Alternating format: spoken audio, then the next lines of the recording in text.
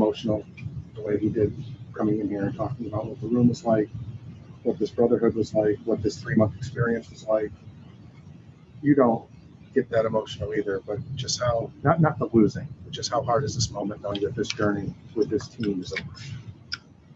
It's hard because it was special to us.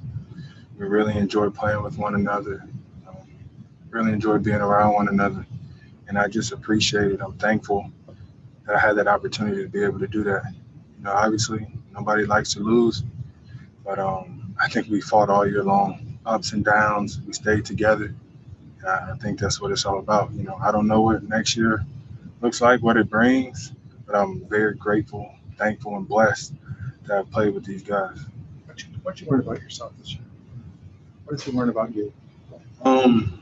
That I'm a decent player. I think that I've grew in every aspect of the game, so I can smile about that. And more than anything, I've learned that here, me works here. I'm always, always, always gonna believe in my guys. And I think the one thing that I learned more than anything is how fun it is to play with these guys. Like it really was fun watching all my young fellas grow, having vets come in and showcase what they can still do and teach me so much. It was a great time. Wika? Miami and this team is just home. It's sort of like a final time. Why do you think that is? Just got a group that's a lot like me. The fan base is incredible. The organization keep it real all the time. The coaches do and the players do as well. And they embrace me. They want me to be here. And it's fortunate to be around people like that. I'm very fortunate. And this is where I belong. This is what makes me smile. This is what makes me happy. I wish I could have done it for the city. I wish I could have done it for my teammates, for the organization. But I'm still glad that it happened. What did it mean to you to have this activator, your brother, right from that? A lot.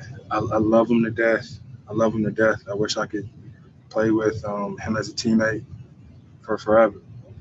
Because these are the moments that you cherish. You put his body on the line out there for me and the rest of our guys, for this organization, and that means something. That shows the type of player he is, and the type of person that he is.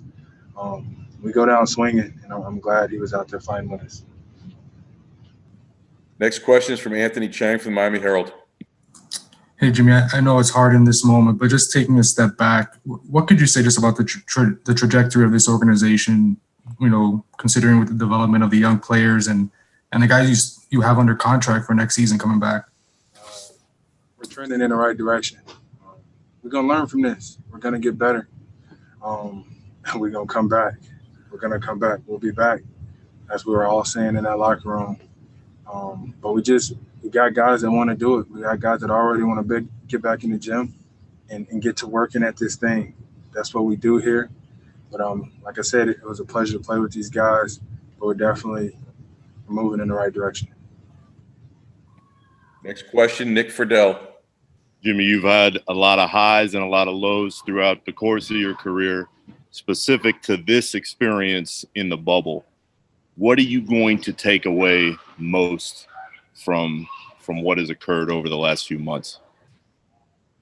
Just the bond that this group built.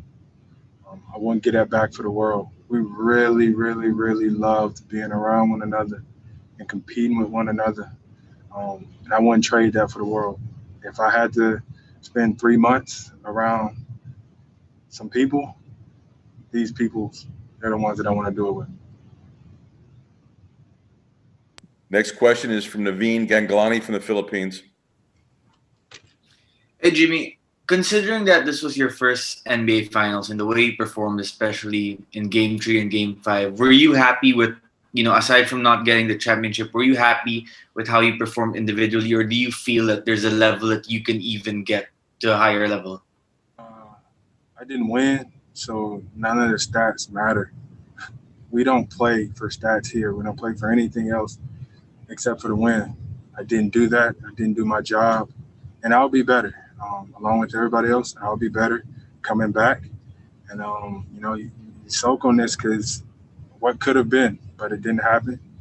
We didn't win, and that's what you leave this at. Last question for Jimmy will be from Jarrett Weiss.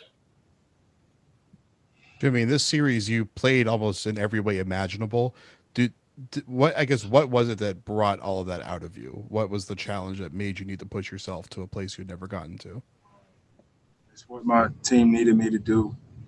The organization asked of me, and I told them that I would win them one, and I didn't hold up my end of the bargain. So that means I got to do it next year.